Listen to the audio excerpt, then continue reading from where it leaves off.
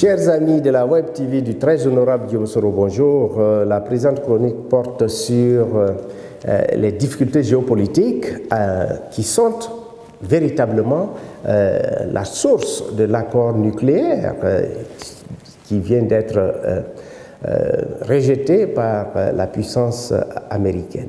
En vérité, au cours de 3 ou 4 chroniques, nous avons parlé des difficultés économiques, les sanctions. Mais l'accord nucléaire 6+1, les 5 puissances nucléaires plus l'Allemagne et l'Union plus les Nations Unies, ont visé essentiellement avec pour modus operandi la situation géopolitique du Moyen-Orient. Vous savez, nous avons 3 grandes puissances sous-régionales qui tentent de dominer cette région. Il s'agit de la Turquie, d'Israël et de l'Iran.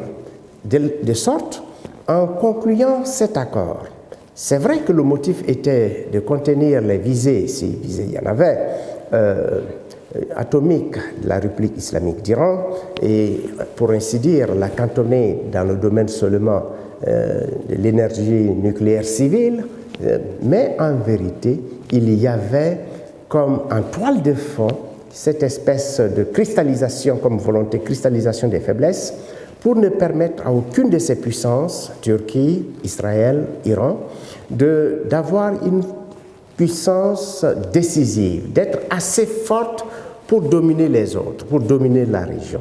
Donc, d'où la cristallisation des faiblesses, et pour permettre ainsi à la Russie, qui est partenaire de l'Iran, de pouvoir être dans le jeu, permettre aux Américains d'être dans le jeu à travers l'Arabie Saoudite, à travers aussi l'OTAN dont la Turquie est membre.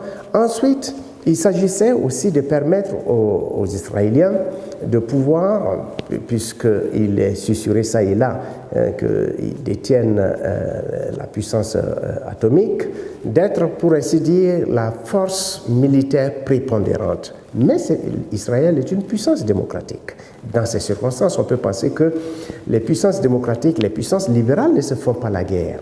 C'est la thèse développée depuis 1995 par d'éminents politologues américains, dont le professeur Michael Doyle de la Princeton University. Et c'est pourquoi ça s'est toléré.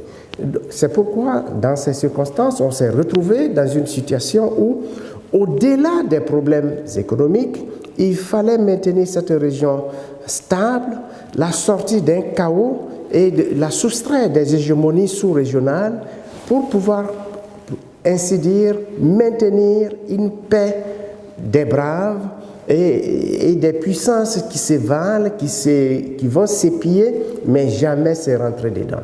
Mais avec la sortie des Américains de cet accord, désormais la région est promise à un chaos, comme Joschka Fischer, l'ancien ministre d'État des Affaires étrangères de la République fédérale d'Allemagne, le dit si bien, et aussi le fait qu'aujourd'hui, les Européens sont dans la contrainte d'administrer la preuve qu'ils peuvent très bien continuer à commercer avec la République islamique d'Iran sans tenir compte des Américains, ou auquel cas il faudra annuler ces sanctions économiques, du moins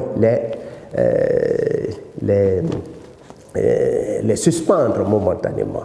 De toute façon, les Israéliens et les Turcs et les Iraniens sont dans une situation où chacun essaie de placer son pion en attendant un autre accord sur les enjeux géopolitiques et accessoirement de l'énergie civile nucléaire. Je vous remercie.